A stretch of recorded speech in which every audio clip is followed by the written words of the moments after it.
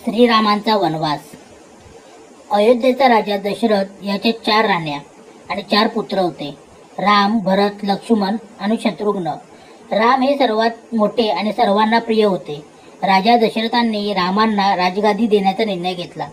संपूर्ण अयोध्या आनंदात बुडाली होती, पण कैकेयी राणीचे दासी मंत्रेने तिच्या मनात ईर्ष्येचा विषबीज रोवले। मंत्रेने कैकेयीला सांगितले की जर राम राजा झाला तर भरताचं महत्त्व संपेल। त्या शब्दांनी कैकेयीच्या मनात शंका निर्माण झाली। तिला दशरथाने पूर्वी दिलेल्या 2 वरांची आठवण झाली।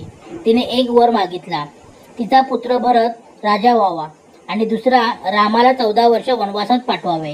राजा दशरथांनी आपल्या प्रिय रामासाठी हे ऐकून दुःखाने जीव दिला, पण रामाने वडिलांच्या वचनाचा मान राखला।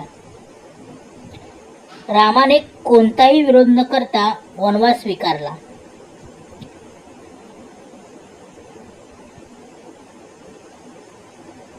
सीता आणि लक्ष्मणही त्याच्यासोबत जाण्यास तयार झाले। तिघेही वनात निघाले आणि त्यांच्या जाण्याने अयोध्येवर दुःखाचं सावट पसरलं।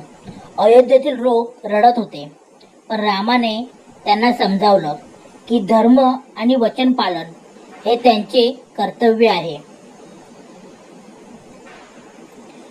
वनवासाच्या काळात श्रीरामाने अनेक संकटांना सामोरे गेले। राक्षसांचा नाश केला, ऋषींचं रक्षण केलं आणि शेवटी सीतेच्या अपहरणानंतर रावणाचा पराभव करून धर्माचं पुनर्स्थापन केलं।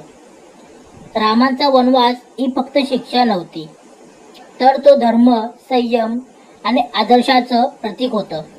त्याने जगाला दाखवलं की सत्य आणि कर्तव्यासाठी कितीही संकट आले तरी ती स्वीकारावी। श्रीरामांचा वनवास म्हणजे मानवतेचा मार्ग दाखवणारा दिवा, जो आजही आपल्या जीवनात प्रकाश टाकतो। जय श्रीराम।